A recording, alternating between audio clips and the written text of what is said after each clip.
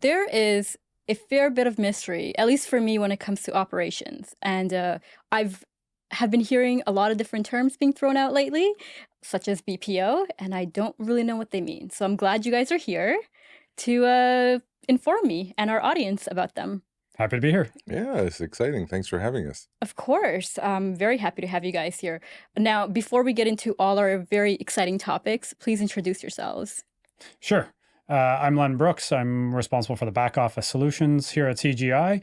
From a career experience point of view, I have spent most of my career in the investment outsourcing business, crossing software outsourcing, business processing outsourcing, which we'll talk about more today, as well as some of the other investor services such as custodial services, securities lending, and the like. But really, I've spent my whole life in the Canadian asset management outsourcing business.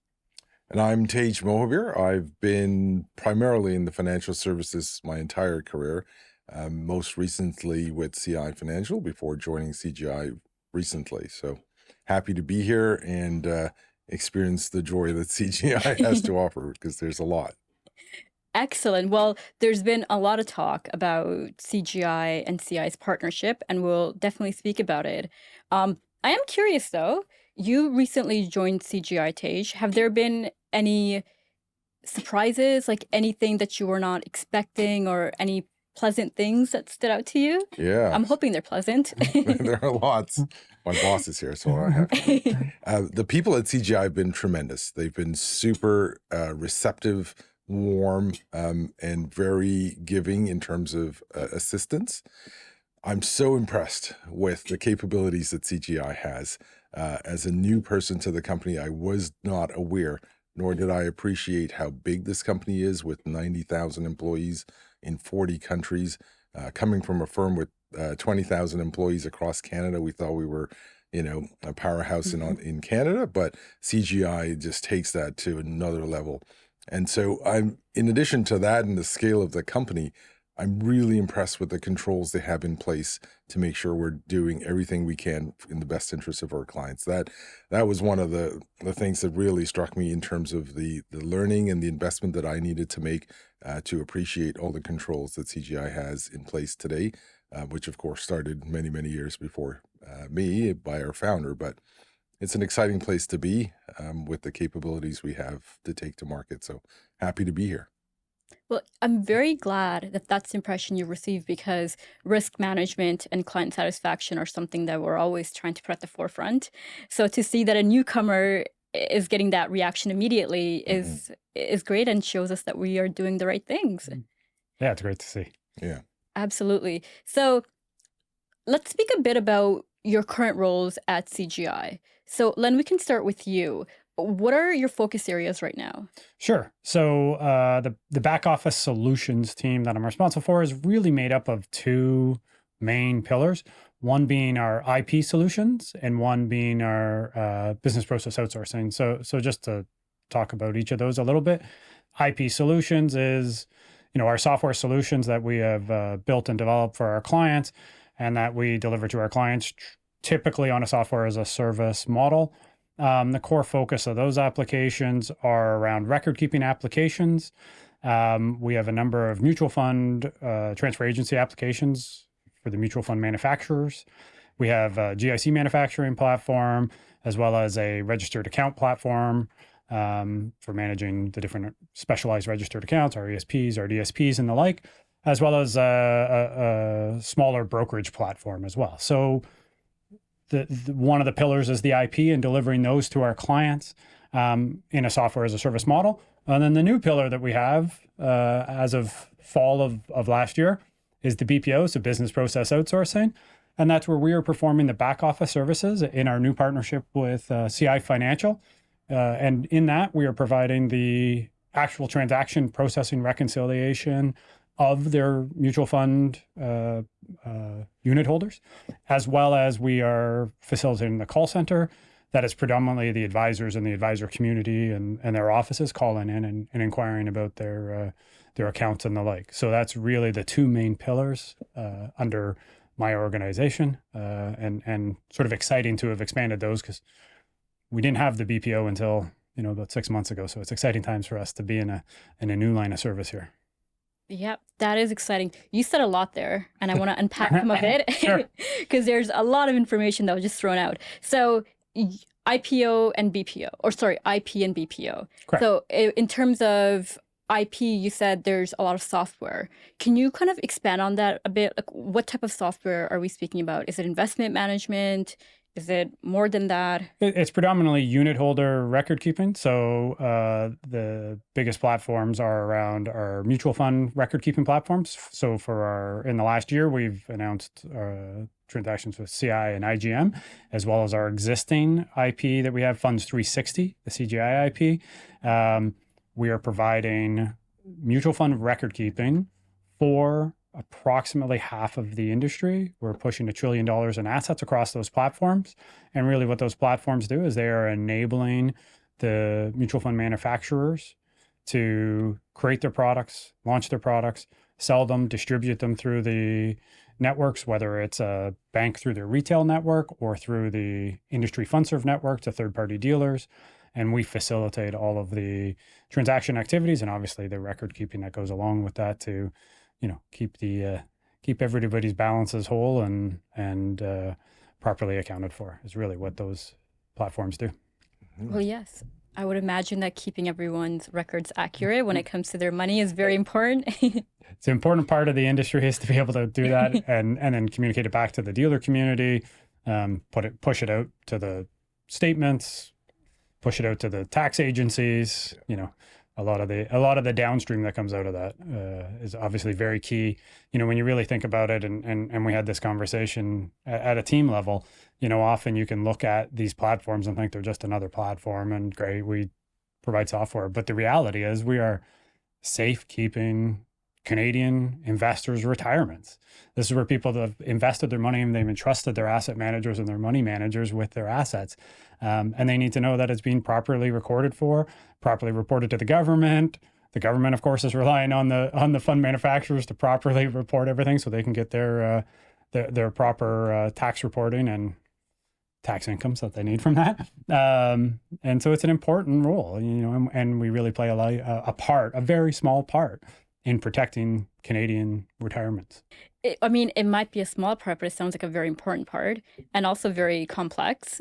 So I imagine there's various teams and different systems that are involved in tracking all of this and reporting it appropriately to the right stakeholders. Certainly. Yeah. We have a team that supports the different applications, over the last year with our CI and IGM acquisitions. We've added to our team with great knowledge and depth there as well. So we have a team of professionals that I think average length of service in the industry is somewhere in the 10 to 15 year range right now. So it is a bit of a specialty area.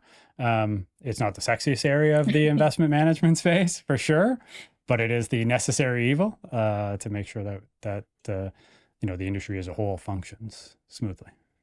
Oh, absolutely. And Taje, you recently, of course, as we just discussed, you recently joined CGI as a part of the CI deal. So, what have your experience been with the IP side? Are you involved in this as well?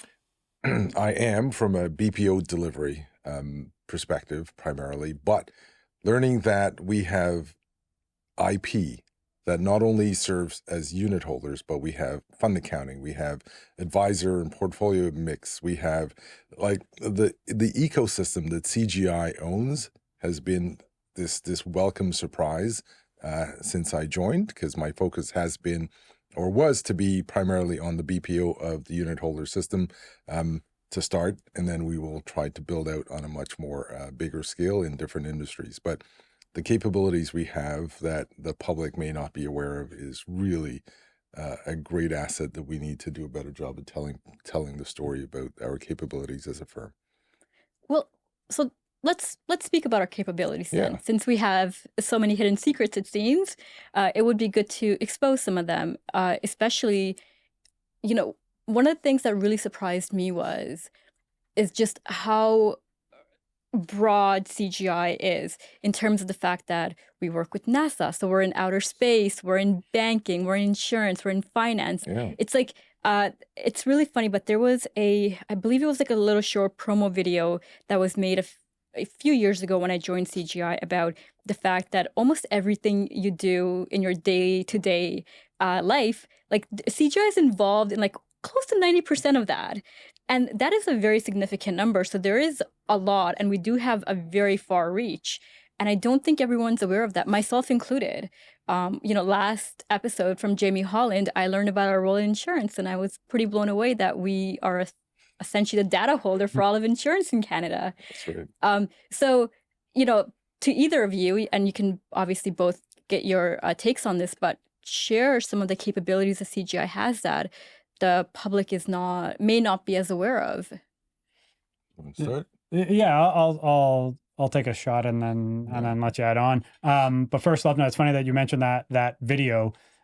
We used that video recently as we welcomed new members into the organization in town halls with 300 new people. We showed them that video of what life is like at CGI, and it's exciting when people see that and see how much we're out there. And in different areas, right? And then we get to come back to talking about the back office, which again, we already established is not necessarily the sexiest part of the world, but but it's fascinating when we think about payments and the like. If we just stay on the wealth focus for a bit, having listened to the previous wealth chats, you've had different representation from the different products we offer in a wealth space, but really it's about a continuum for the wealth industry. And I'm here today responsible for the back office side, but we have the front office capabilities around whether it's portfolio management, advisor tools for the desktop of the advisors, whether it's in the middle office around portfolio accounting or the fund accounting capabilities.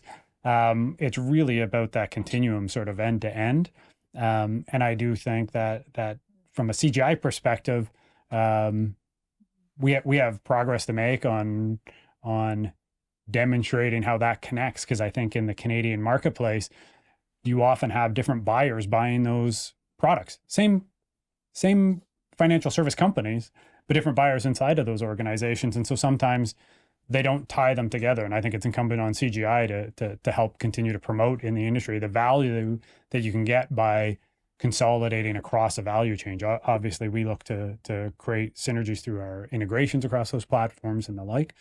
And I think it's still incumbent on us, and it's still a hurdle we have in getting people to see that. Because again, you think about investment shop, and Taje, you got a lot of experience from a career point of view there. So I'm curious on your take on my sort of assertion here that, it might be the same company, but they're completely different buyers in some case, right? The person who's responsible for the back office tools and the person that's responsible for the front office portfolio management tools, they're often not the same buyers, even though we can bring value across them. Yeah, totally. The response that I've had sharing with my network that I now work at CGI and the capabilities we have, they're always blown away. They're like, I've worked with CGI for years. I thought they just did one thing or two things and had no. And so all of a sudden we have curiosity from leadership within firms on Bay Street that want to know more about what can CGI really do for me. Because simplifying the delivery by working with a partner of choice like CGI would be a tremendous benefit, because it would reduce all sorts of complications in paperwork, et cetera, in contracts. And so it's been a great story to tell that I now represent CGI, and I'm happy to introduce them to people within the organization that represents a variety of IP that we own and capabilities that we have. And again, what's fascinating about CGI is we're not confined to Canada. Because we're in 40 countries, we can bring to bear to our Canadian clients things that are happening elsewhere in the world that may be ahead of where we are in adoption in North America. So that's been a tremendous differentiator as well. So it's been an exciting story to tell so far for me. Yeah, and I think if we just expand a little bit on the, what do people not know or other components.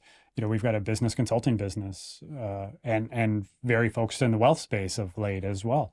And when you really think about it, when people are out there looking at partners, we have people that we would deem as competitors in the IP space. They sell software, but that's what they do. We have competitors in the, the typical SI&C consulting technology projects, but they typically don't come with a lot of IP. there's certainly people that do the business process outsourcing. Most of them don't have their own IP in that. And then when you look at business consulting, there's a lot of business consulting companies out there, but they don't necessarily have the hands-on experience of running the IP, running the operations in the business.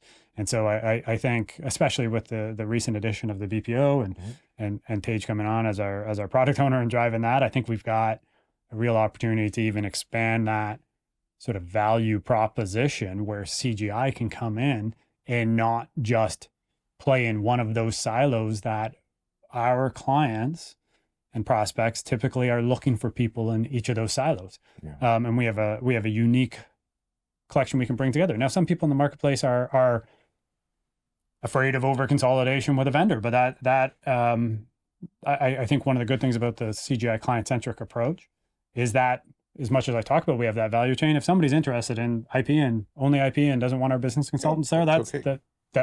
That's completely okay. We're not necessarily using one to feed the other. They're there to serve the clients as a whole and drive the greatest value we can for them. Our management consulting team is getting a lot of traction right now in helping with regulatory reform that's happening, that's affecting pretty much everyone in the space. And so the team is rather busy, which is great because, again, as a partner, being able to deliver technology that solves these problems, management consulting on how the organization needs to change to meet the regulatory obligations is a huge benefit. And so collectively, it is such a great story that CGI has to tell, and I'm excited. I'm happy to be here. Is where I'm at right now. So, well, I'm glad that that everyone's seeing the positives here. I will say, as someone who is part of the consulting group myself, management consulting, our latest offering, is something that we've been very excited about. And just to, share a little bit about how we're running it and a bit of the origins of it, we wanted to provide like true consulting to our clients because we noticed that sometimes we would go in and it was like they just, before you can even give them a product or an IP solution, there was some work that they needed to do. It had to be done, and they needed help with it. And we had the capabilities, starting off with the wealth side, where we can actually consult with them on a wealth management level because there are wealth experts on our team who are very well versed in that domain. So we decided, okay, so let's introduce this management consulting side, but we don't really want to be a typical consulting house. So what we're doing is something that we've kind of dubbed applied consulting, which is we come and we do the consulting work for you or with you, it's more like it. And then we actually stay there and we help you with the change in your organization. So it's not that we come in, for a couple of weeks or a few months, get all this data, and then leave you with like a 50-page PDF file or a deck. Instead, we're there and we are helping you now implement these changes. And as you mentioned, we have technology, we have consulting, but sometimes our technology might not be the right fit. So when we have our consulting hat on, it's very important, something that we keep on emphasizing, that it is not about having additional sales on the IP side as well, because then we wouldn't be true consultants, right? And we wouldn't be good partners either. So exactly. Yeah. So that's a little bit about our management consulting side that I just had to input. Yeah, that's great. And we've seen great partnerships between those parts of the business. I know there's been members of the IP teams that have helped on a as needed basis to the management consultants, because maybe they're looking at a scenario with a client that is struggling with an IP that is similar to IP that we use, and not about selling them, but just about additional context and using that power of CGI, right? We need to look at the tools. We have over 1,000 wealth professionals in Canada for CGI. And it's all about how do we maximize those talents across whatever line you're in, whether you're a BPO, an IP, management consulting. How do we leverage all those skills? Right. Well, since we are speaking about wealth, and since that is where I'm from, originally from that industry, and we both of you have mentioned back office a few times. So I sort of want to dive a bit into the back office space. Like I started off this session with, like, that's a bit of a mystery to me. Like, when I was in the industry, obviously there was a fair bit of work that the back office did, but it sort of was, you would make the request and then it would go into like this, black hole almost. And There's a some reason it's magic, called the back office from right? the actual physical original construct. Right? There were like, it was like there were some magic elves in the background Yeah. that were getting it all done. All I knew is that the request is gone, it's going to get done. But can you speak a bit about what happens there? I can tell you that one of the things that really shocked me was when I started in the industry. I was originally a co-op student, and my team brings me in, and I'm getting a bit of an orientation, and then they showed me a fax machine, and I was like, "What is this? Like, what is it? What do I do with it? Why is there a fax machine here?" Because I've heard of what fax machines were, but I had never seen one, never interacted with one, and to see that it was in a modern office on Bay Street was it was a complete shock to me, and that was one of the communication routes that was used for the back office. So I'm curious to get your guys' take on that ecosystem. Like, what is the back office? What is happening there? And just shed a bit of light on the mystery. Taje, I think she just planted a way to like age ourselves, because you and I will tell stories about when the first fax machines went in and it was really good. So, but I think I'll let you handle this. Yeah. So people, they're the most important part of this business, and so they have preferences, and so some financial advisors or firms have a preference to deliver things by fax, and so we cannot discriminate. We would prefer them to use electronic means, of course, but for those that choose fax, and unfortunately, sometimes it's not only their personal preference, but their regulatory constraints that requires them to provide as evidence to the fund companies the backup of a will or the backup of confirmation of identity, etc. And so, unfortunately, until there's an investment in digitizing the entire workflow, faxes will still remain a part of our business today, hence the back office. Not only do we do back office processing in terms of ingesting that data, but also we're held responsible for ensuring that assets are properly recorded, that when you change your name, that you're doing it following all the right steps, that when you get married or divorced or have kids, etc.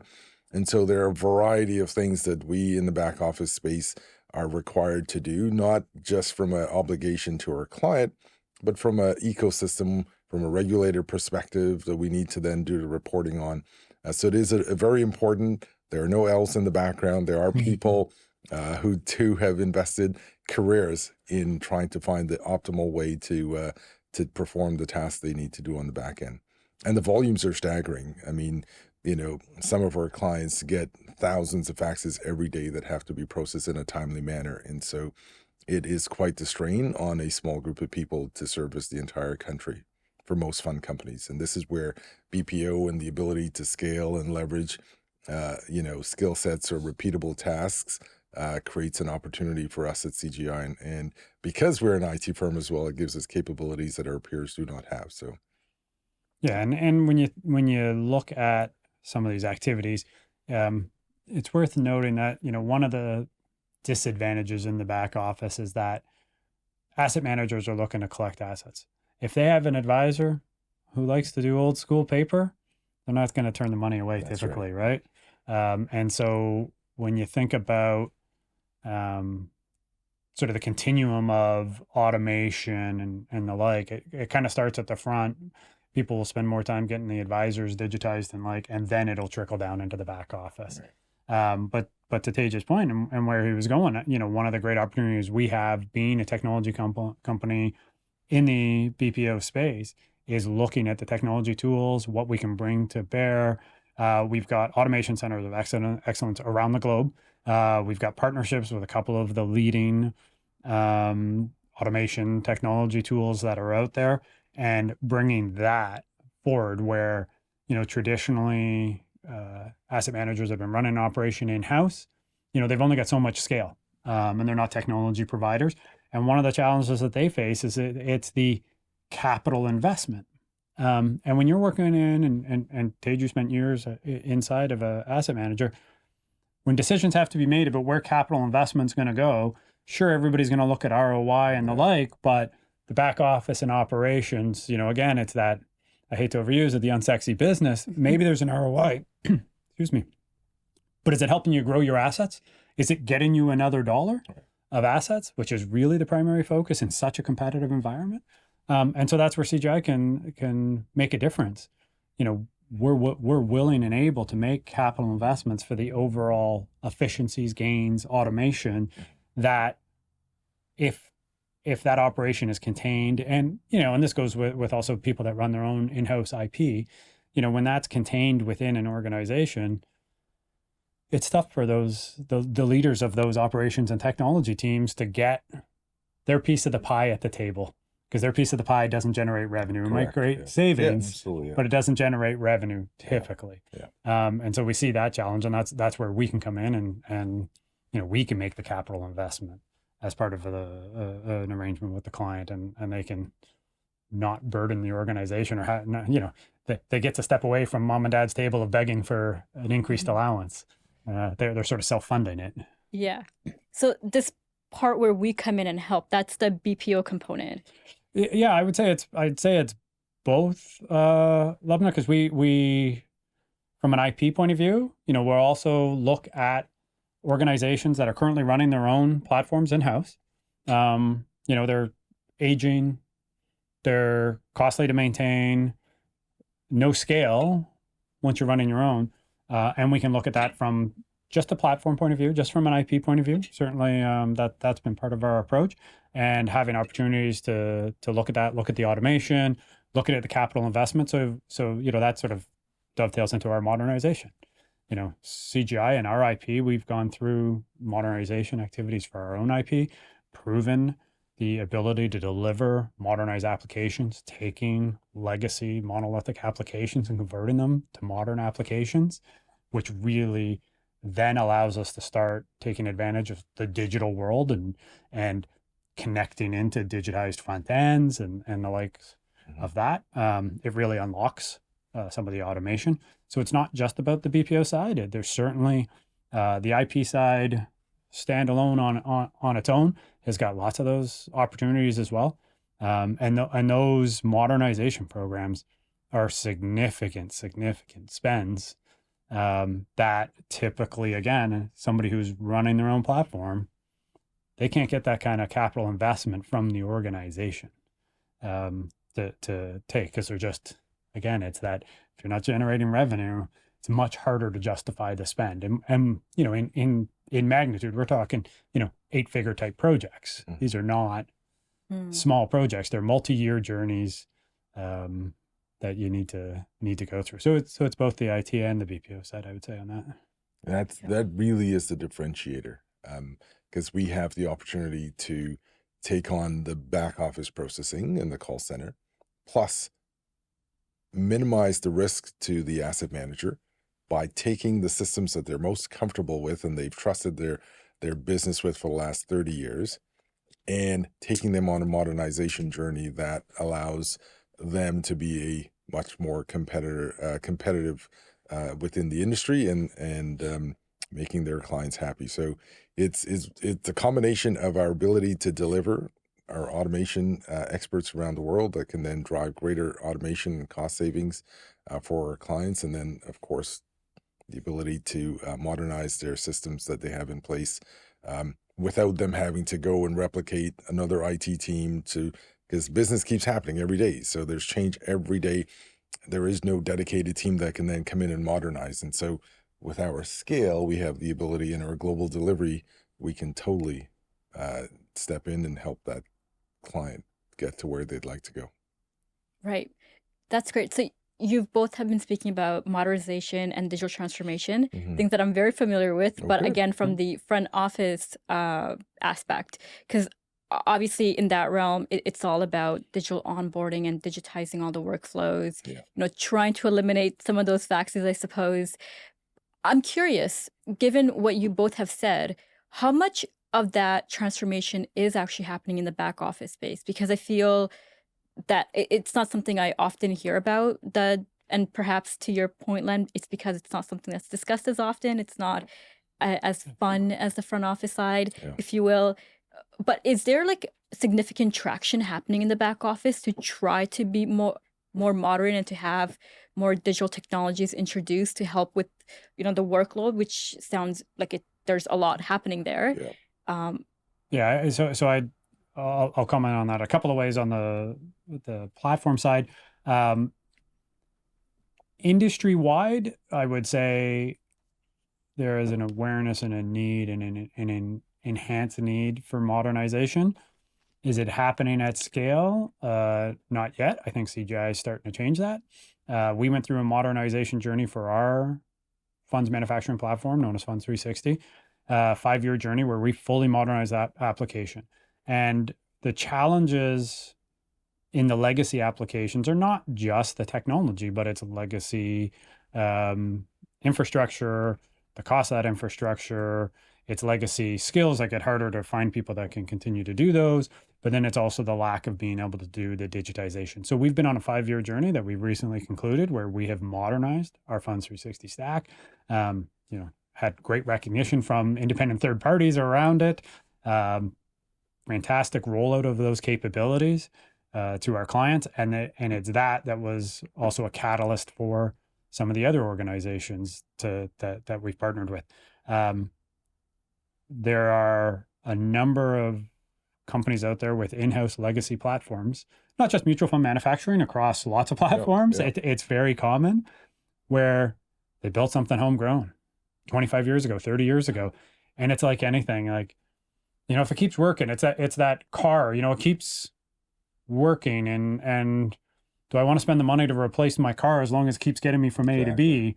But the problem is eventually it starts costing you more. You're doing more repairs, you're doing everything else. So getting A to B is becoming more costly than it used to at a time when you want it to get cheaper because everything's become more competitive, right? So the cost to maintain your IT are going up when the cost pressures in the industry over the years have gone nothing but down. Correct. Back when people built in-house IT systems, being real frank, the expense scrutiny on the asset managers wasn't as intense as it is now. It became, back then it was more about the marketing, and obviously you had to have returns and all that stuff. But now it's all cost compression, right? So they don't have the luxury of being able to take increased costs with aging platforms. And so to sort of finish out my analogy, a lot of people are realizing they got this car that's costing them a lot of money to get to A, B, but they're actually more afraid that they're just not going to get to B, that they'll be on the highway on the side of the road. And so, they're looking to CGI to figure out how we can come in and help them in that. And ultimately, if I keep playing off that analogy, it's we rebuild the platform top to bottom. We don't give them a new car. We give them we give them the modernized version of the car they had, which would be like moving up a model year or something like that to complete my analogy. But it's about that modernization capabilities and unlocking the capital investment so that they don't have to make it. CGI can make it and allow them to spend their money elsewhere. But I think that analogy, though, we don't give them a new car, we give them a modernized car. I feel that would be very helpful because in that sense, you're not introducing something brand new to their ecosystem. It's infrastructure that they're already set up for, but it's just modernized so that they can do things The steering more wheel's still in the effectively. same spot, the seat's in the same spot, the mirrors are in the same spot. Like that's really what it comes down to, is modernizing, because changing platforms is disruptive across the business, not just to your technology, but to your operations, to how you interact with your downstream systems, your clients. And so we're able to modernize existing platforms while leaving the ecosystem around them fairly intact so that it's not as disruptive. Right. And I would think logically that is probably one of the best approaches, just because when you do introduce something brand new, there's also a significant risk, especially when you speak about the industries that we're speaking about today. They can't really afford to take that much risk because they are dealing with very large numbers, a lot of complexities. You have various stakeholders that are involved. So getting something that they're already used to, but that can perform better, that fits the way the old thing fit, would seem to be the best solution to me, Yeah. unless I'm missing something here. And I think having cost pressures drive, there's, back to your original question, there's definitely an appetite by firms to modernize and digitize. Risk, though, our competitors would say, we can do that, but you need to convert to system B. We're saying you don't need to do that. You can stay on system A, but we'll take you on the journey that gets you your platform in a much more, in a state that is much more modern, and therefore can interact better with your ecosystems by doing things that CGI has already demonstrated in the modernization of Funds 360. By building API layers, making sure that there's no legacy technology as part of the ecosystem of the platform. So there are things that we do that I think differentiates us in the marketplace, and I'm excited. Perfect. Well, it sounds like there's a lot happening here. You both have you have both mentioned asset management during this conversation. I feel like that's another term that we hear a lot. We hear about wealth management, asset management. What is asset management actually? And like, what's happening there? As the guy that worked at an asset manager, I'll let you handle that one. Sure. So an asset manager primary focus is aggregation of assets from investors or money from investors. And then they take that money and they invest it to meet the objectives of those clients. So they're typically portfolio managers who will take the money, find the best investments for those clients based on their risk profile, all that additional details that comes along with that check for investing. But that's, in an essence, that's what an asset manager does. Of course, burdened by all the regulatory things they have to do, like compliance, like tax reporting, statements, record keeping, fund accounting, marketing, disclosure, etc. But in the end of the day, the business is managing money that people have entrusted with them. Right. Seems like a very important job. Yeah, I mean, it's part of the wealth ecosystem. And, Yeah. and people throw around wealth management, asset management. You see the financial institutions out there in Canada, they merge asset management under wealth management. They have them in separate arms. But Right. really, it's, when you really look at it, the wealth is sort of the broader banner of Right. managing Canadians' wealth. The asset management is less so about the gathering of assets, right? The advisors aren't in the asset management channel. The asset manager, once you've gathered the money, who are you giving it to manage, right? And Yeah. that's really sort of where that deviates. Right. And I guess mutual funds are a good example of this, right? Like, I'm sure people have heard of mutual funds, or they're usually within that space. So what's interesting is that we had some 2021 data that came out when it comes to asset management in North America. And the reason I'm bringing this up is because you were both speaking about costs. Mhm. And so obviously costs in any industry are something that need to be dealt with. So what we learned from some of the numbers that came out for 2021 is that the cost obviously went up in 2021 for the North American asset management industry. I believe they were up by about 8% in 2021. And just to compare that, their AUM went up by 14%. So, the costs are kind of close to double, close to double of what close to half of what the AUM was, Right. which can be a bit concerning for an industry that has so much that they do, some of the things that you both have mentioned. So how do you help them? I know that operations, technology, these were some of the pressure points when it comes to what was helping drive this costing in 2021. What can they do? Like, how are they trying to get some of these costs under control? I think a traditional asset manager with in-house staff and systems, they don't have a whole lot of opportunity to because it's to change or control that cost because it's a market, they're confined, and so it becomes a struggle to replace people. You have people then working longer, going on short-term disability because they're being overworked, etc. But when you partner with someone like CGI, that has a global delivery, the constraints of labor shortage in North America, the constraints of regulatory, the constraints of tax, the constraints of compliance, the constraints of can be mitigated by available labor in other parts of the world that we can bring to bear. But not just as people, but knowledge workers, where we would invest in ensuring they're properly trained with the information that they need to deliver the services. And again, it separates us from a company. Because can you imagine? I've worked in Canada. We're a Canadian company. Can't find employees anymore. Let's go set up shop in some other jurisdiction. That would be such a huge investment, task, an unknown. CGI's in 40 countries today. We have people in place, buildings, etc., infrastructure that we can leverage and turn up very quickly to meet the needs of our clients. And so, though those costs are rising, and in part, labor shortage and pandemic are probably the primary drivers, there's very little that a Canadian manufacturer can do to mitigate those costs right now, other than partnering with someone. Speaking of stats, there was a great report that came out last December where 97% of asset managers in the US have already partnered with someone like a CGI, because they recognize that their cost increases is outpacing the rate of asset acquisition. And it's something that is very hard to control if you don't partner or do something like CI and others are starting to do.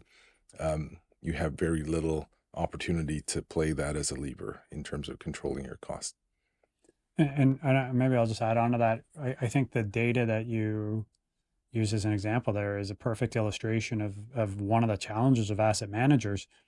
Their costs, a significant portion of their costs may be driven by factors outside of their AUM. There are some factors that are tied to their AUM. Traditionally your custody fees and stuff are tied to your AUM. But let's face it, whether you got to process a purchase or a redemption, it costs the same amount. One's losing you revenue, one's gaining you revenue. When you think about, as you talked about, labor shortage and the cost of people, and we've seen the inflationary environment, it's going to cost more to run your platform. It's going to cost more to run your operations and the like. And you could be in a declining marketplace. And you get stuck in the situation where you could have lots of volume still, but the assets in the marketplace, last year was not a good year in the markets. So you've actually got lower revenue as an asset manager coming in on potentially even higher volume, which would mean you need more costs. Yeah. And it's this, so there's certainly a large percentage of their costs aren't always tied to their revenues, right? And I think in any business leader in a utopian world would like their cost and revenue drivers to be exactly tied to each other, and that way everything sort of flows, Yeah. right?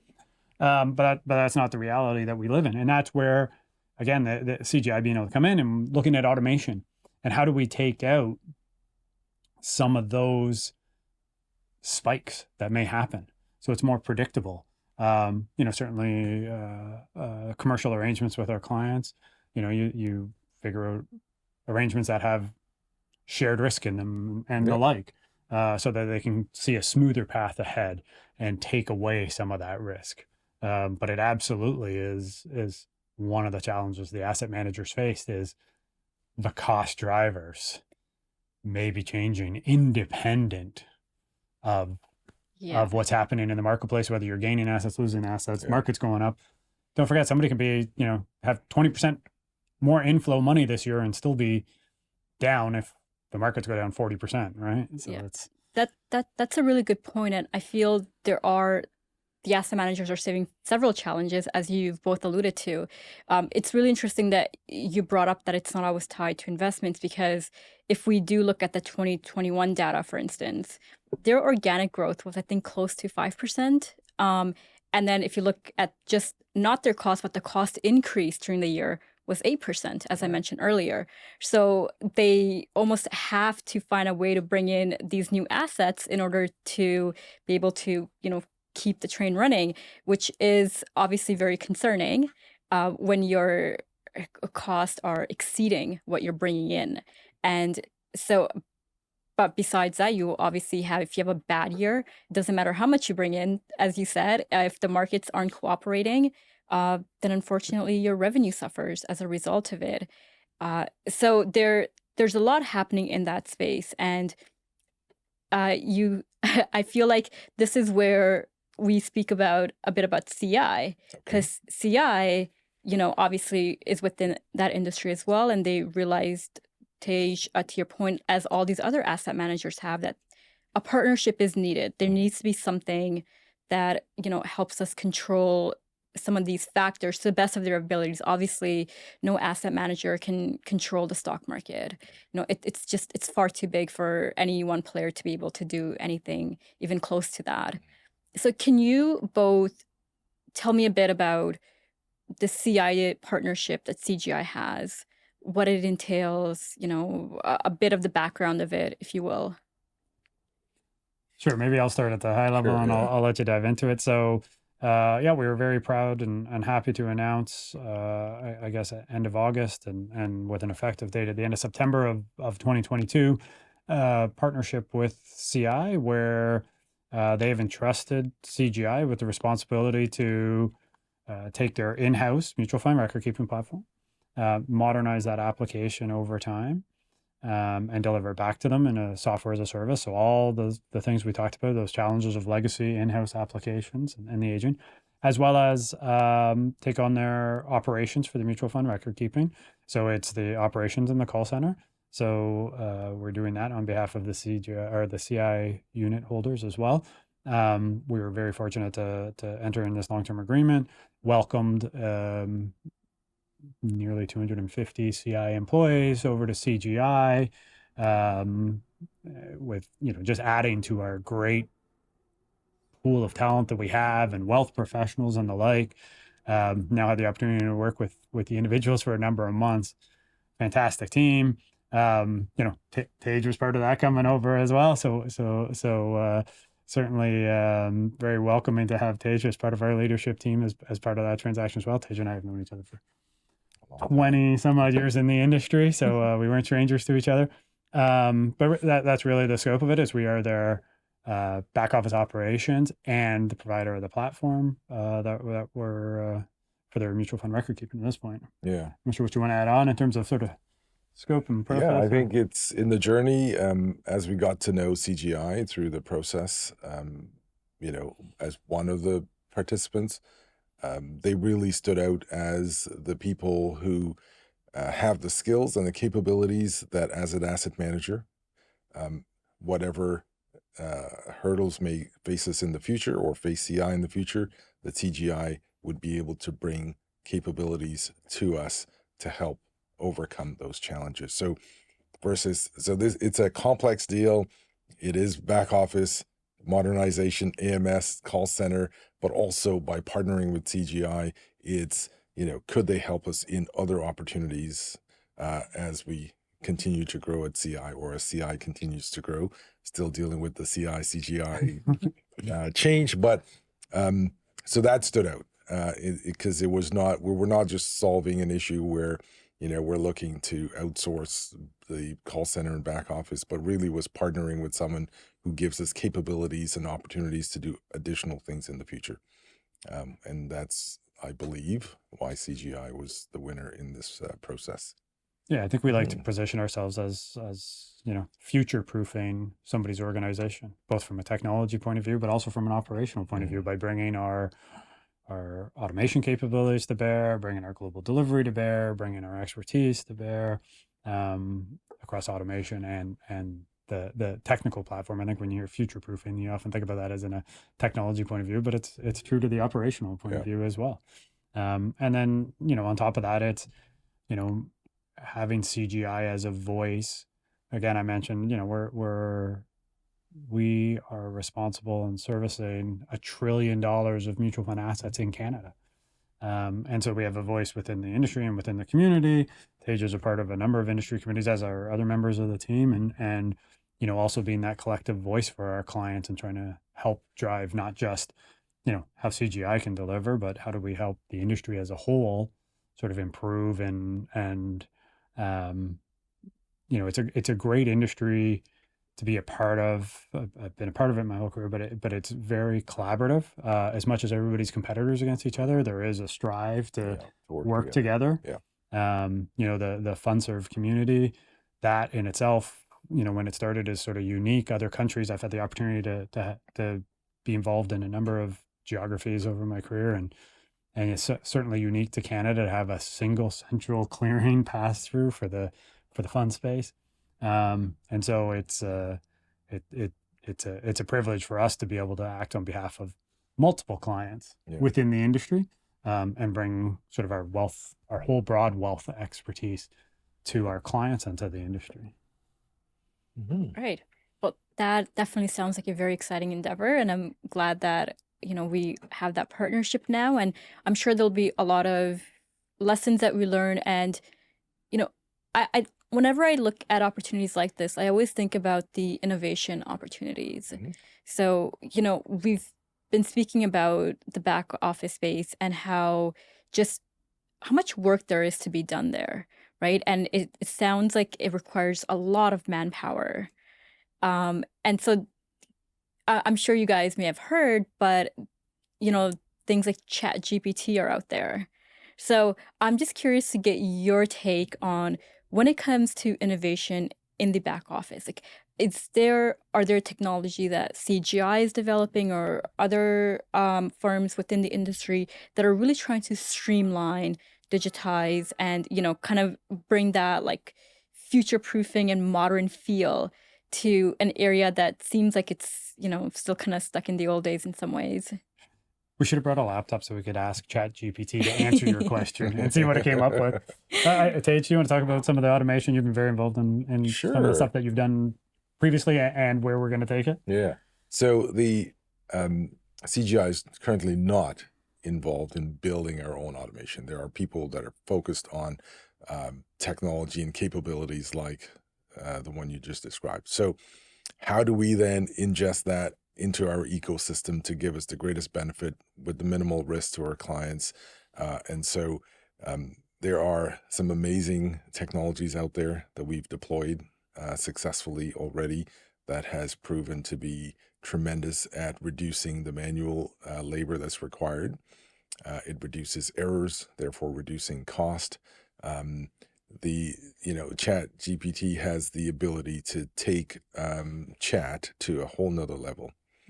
In today's world, oftentimes there are chat capabilities, but empowered by someone in the background.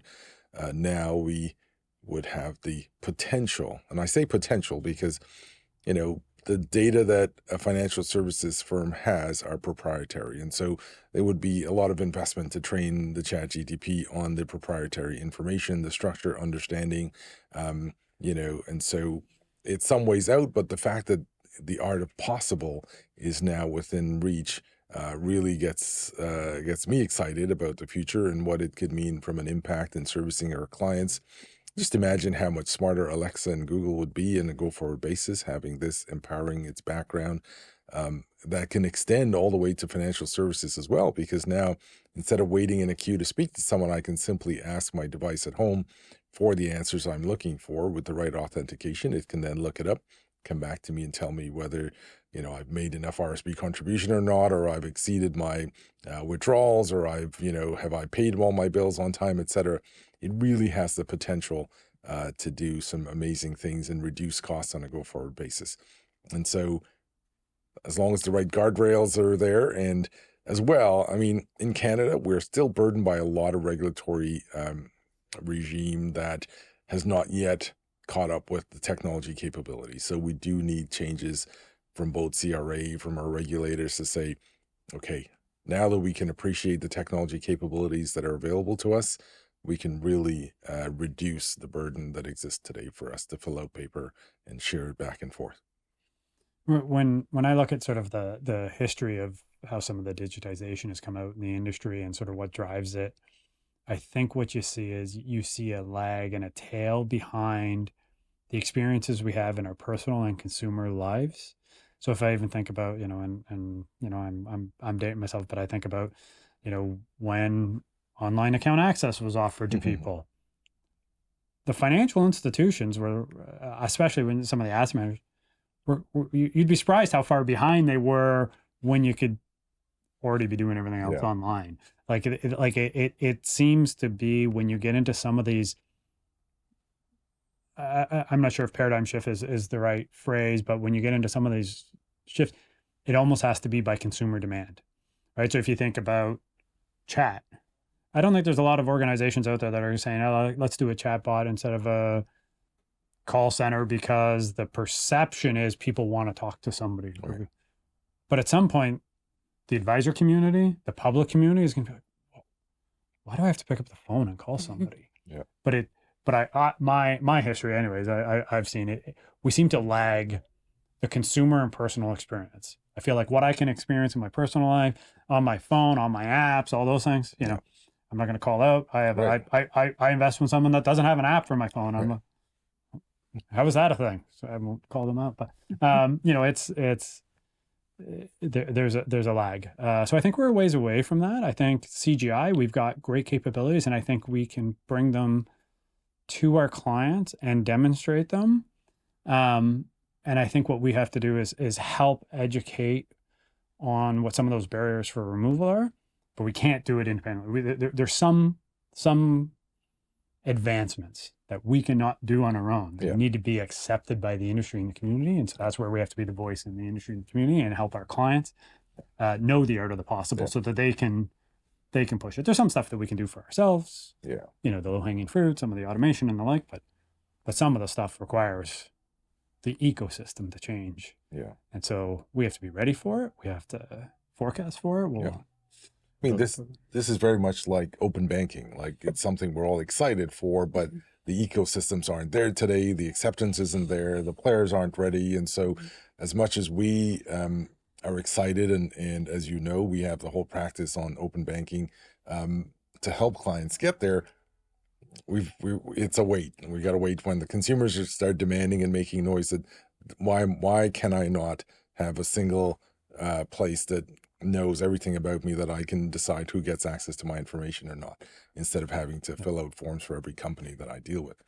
So great example. Yeah. The technology's ready. Yeah, it's waiting for the adoption. Now, in that case, it might be some regulatory and governance more than anything. Yeah. Well, I mean, I think that's a great place for me to say that we will have an open banking WealthChat episode very soon. Excellent. Yes, I am trying to secure the proper guest for it, because it's an area that is getting a lot of traction. It's very fascinating. There's a lot happening there. And, you know, to your point, Taje, it seems like the regulators, some of the other bodies, you know, the institutions, they're not really keeping up with the times. They're not keeping up with the technology. And open banking is one way to change that.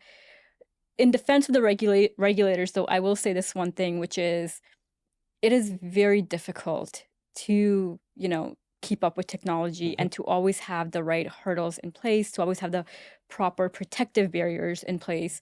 I mean, I don't mean to harp on this, but, you know, the 2009 situation is a good example of how Canada's regulations kept us safe. You know, what happened in the States, what happened with in Europe, you know, some of the bankruptcies in Iceland even. They're a good example. None of that, you know, really touched us much because of the protective layer that we have. So our regulators are doing a good job in that sense. But as with anyone, I get very frustrated with red tape, and I just want innovation, and I want things to move forward. But I have come to realize and appreciate what is being done for our protection.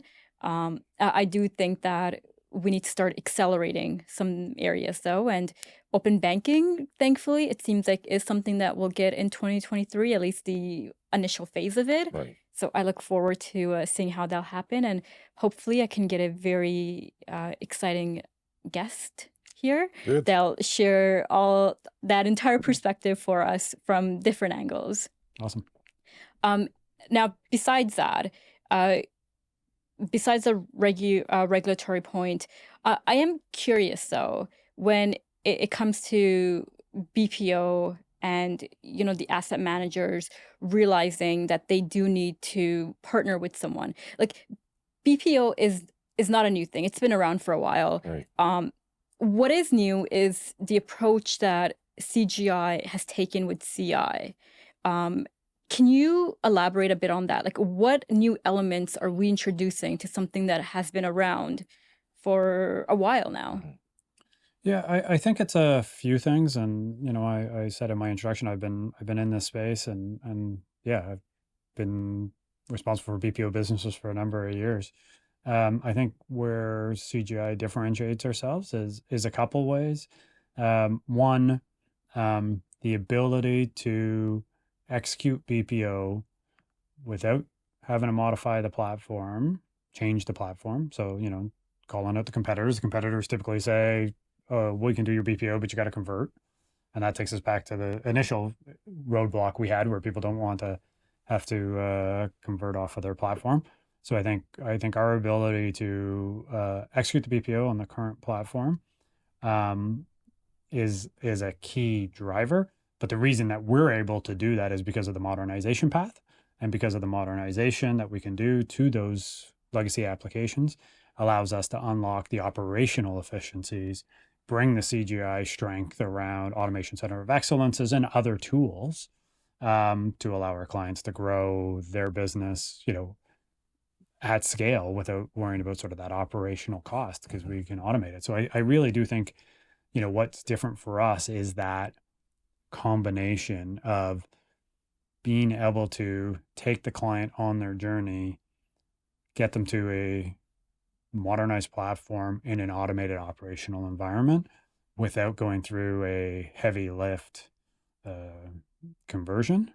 Because I think that is a blocker for a lot of people, for sure. But it's our track record and our ability and proven excellence in that regard that stands out, I think, to people. I'm not sure how you want to add on to that. Yeah, I think it's the combination of not only the people and the global delivery model, but also the technology capabilities. Having to convert creates incredible risk, a change, which people do not like because it can unravel things that weren't anticipated. And so the fact that we can take you on that journey and bring you to your target state while at the same time delivering at a cheaper operating model that you're currently running is a very attractive offering in the marketplace right now. And I think this is why we're getting a lot of interest from people, and I'm excited. I think there are a lot of firms that we can help manage through the changes and the challenges of cost rising. And I think when we've started with our partnership here with CI that we've talked about, but we think there is significant untapped operational bloat across back office functions, whether Mm-hmm. not just in the mutual fund and asset management space, but across organizations. And I think coming back to sort of where we started on this, I think a lot of organizations are confronted with that, but the barrier most often is technology. It's not it's not about the operational capability. It's not about the people capability.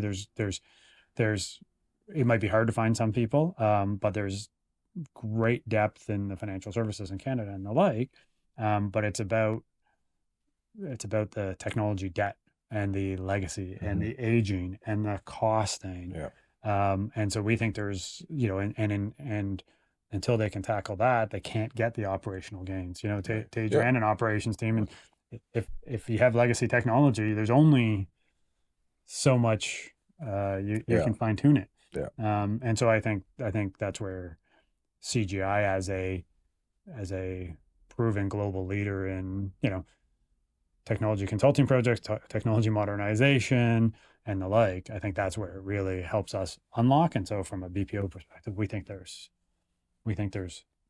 significant opportunities out there to help organizations, and we think the timing is right because we think now is when people are really getting confronted with that legacy technology. I think it was easy to ignore for a while. I think there was people that were responsible for building those applications, leading those teams. And I think even sort of there's actually been almost like a generational turnover. I think people have been Correct. retiring so there's less worry about throwing the baby out with the bathwater type of thing, right? There's less allegiance to some of the in-house platforms. So I think the timing is right, and happy to be here at CGI and driving that because I think we've got quite an opportunity in front of us. Right. No, I think we've said this many times, but it's definitely an exciting time and there's a lot happening. You mentioned there's a lot of bloat that we can help remove. And that sort of takes me back to what we spoke about a little while ago, which is the automation piece and the Chat GPT. And I bring up Chat GPT because I've played with it and I'm very excited about it. It's definitely gotten my attention. And in one of your comments, Tage, I believe you mentioned that you have these bots, and sometimes people don't really want to deal with the bot; they want to deal with the person. I am one of those people, and that's mostly because the bot rarely solves my problem, right? It's okay. So I call, it might be a call center, it might be even an online chat forum, or, instead of calling and being on hold for however long, just because everyone is experiencing some issues with call centers, most companies now have this chat option where you can go and you can live chat with an agent.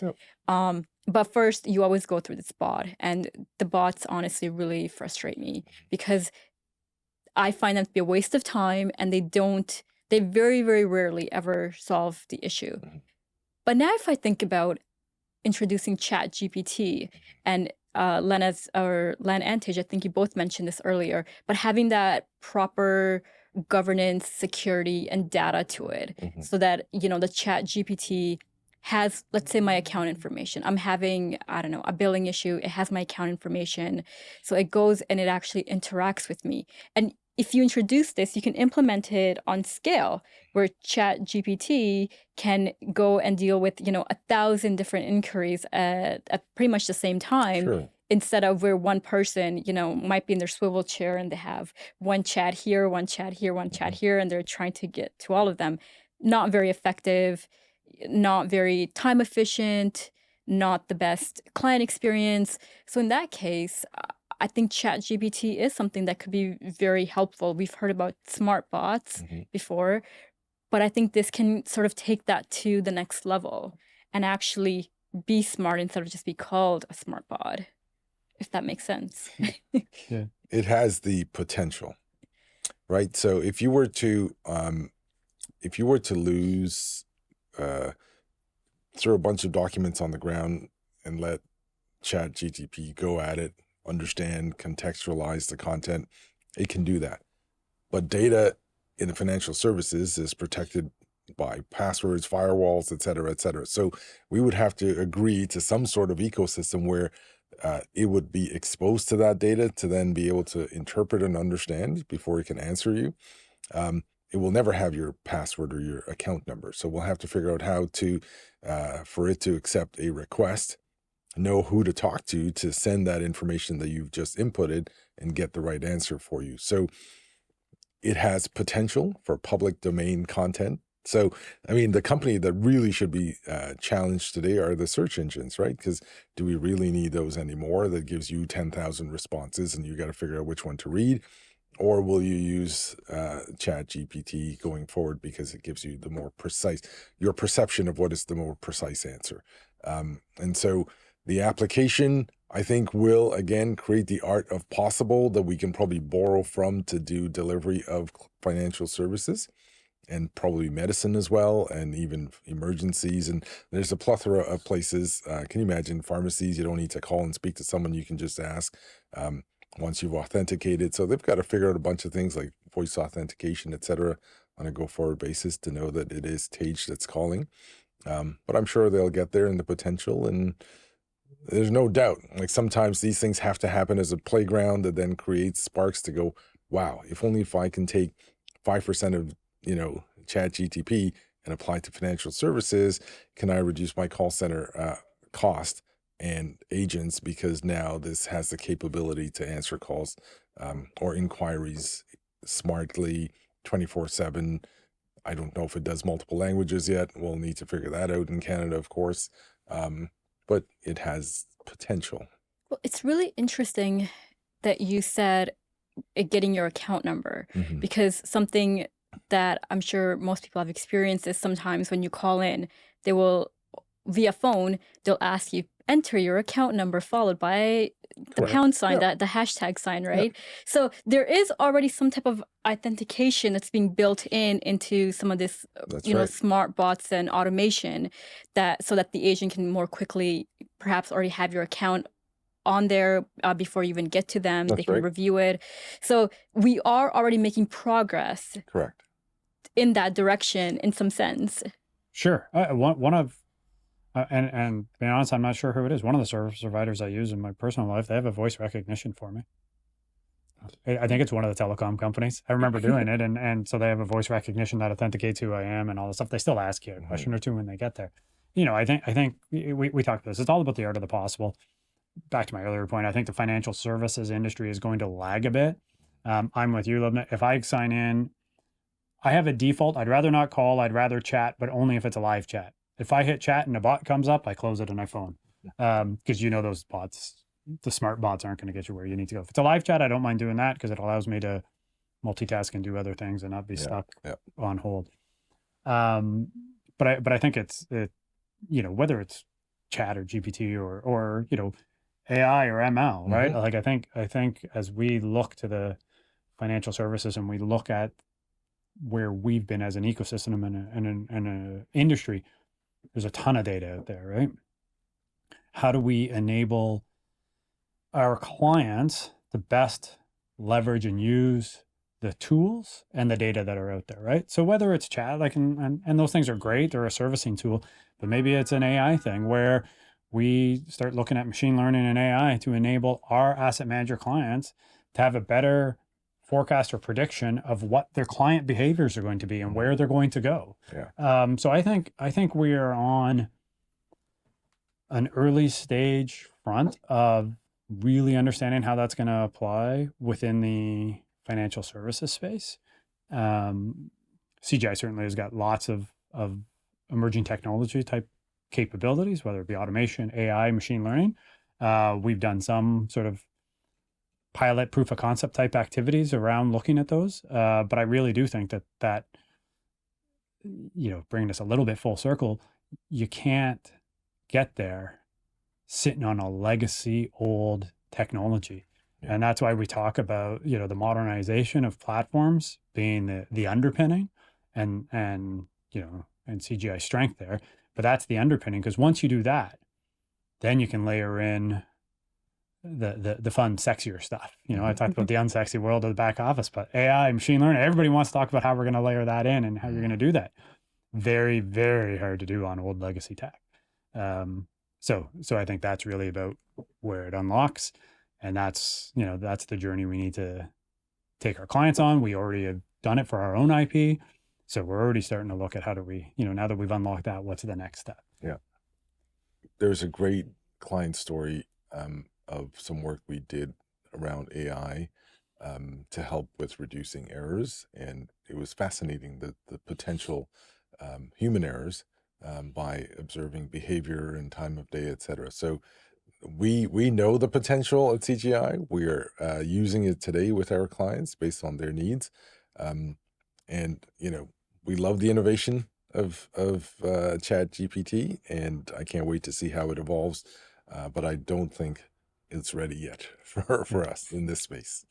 Well, I mean, I just heard about it a few weeks ago, so it's Okay. still very new and Yeah. it's gaining a lot of traction.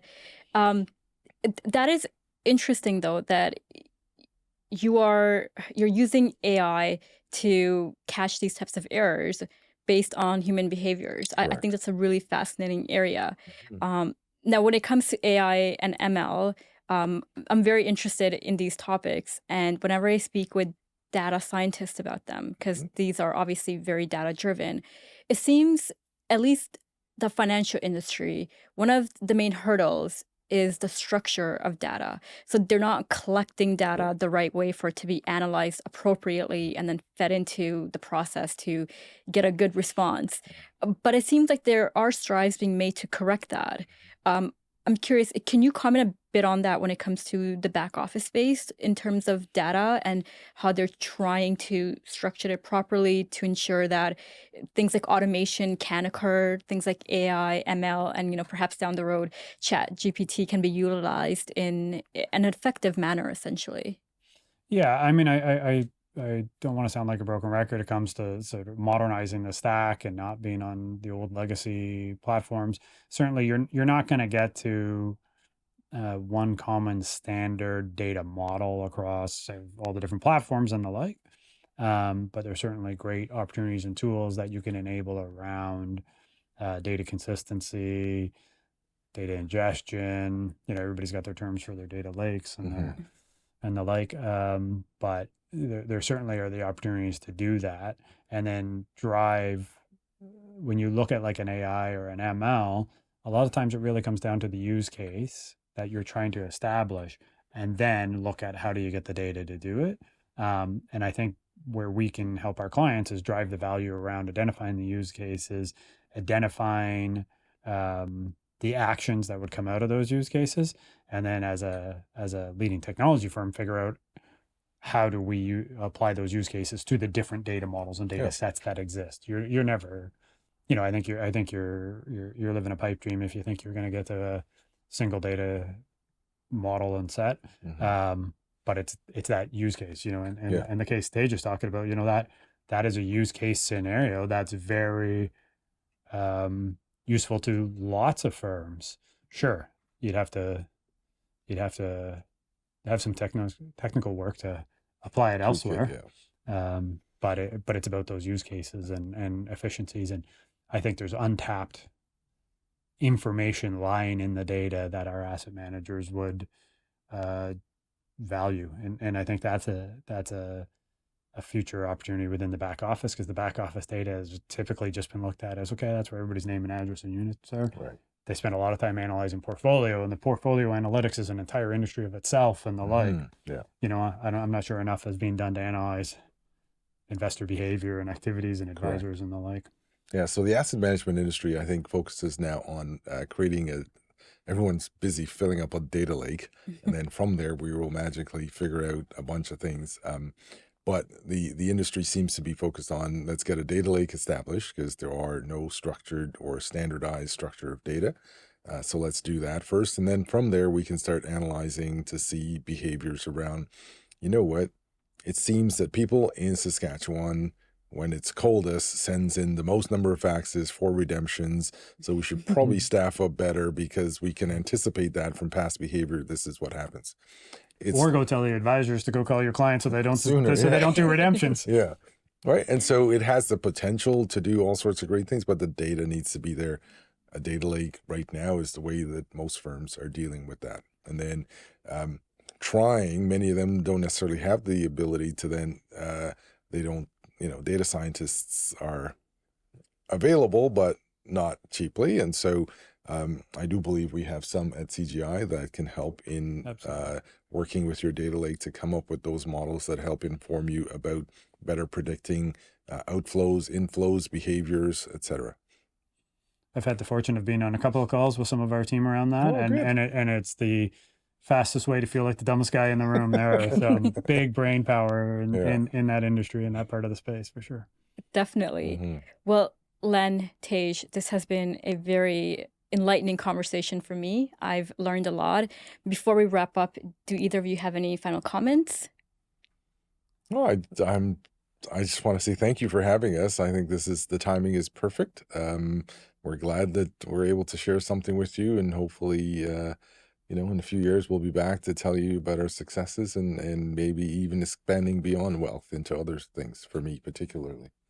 Yeah, I echo the thank you. Thank you, Lubna. I enjoy this for facilitating this. This is a fun experience to be able to talk about the unsexy back office and pull us out of the back, make us dress up nice for the day, get out of the elf shop as you refer to it. I feel like we got to decorate it like Santa's shop. Yeah. For Lubna, we'll take her on a tour someday. No, thank you. And I echo what Taje said. Really exciting times for us. From a back office perspective, as a guy who has spent my entire career in the back office, I probably have never felt as the level of opportunity as I do now around changes within the back office, and from an industry point of view, and I'm just happy and humbled to be a part of the CGI team and being able to lead the back office team at this point, to go figure out how we're going to capitalize on those opportunities and help the Canadian investment industry as a whole and drive efficiencies for everybody. So thank you for having us. Yeah. Of course, my pleasure. And now for a little bit of housekeeping. If you enjoy this episode, please be sure to share, like, and subscribe. And we will catch you at the next one. Thank you.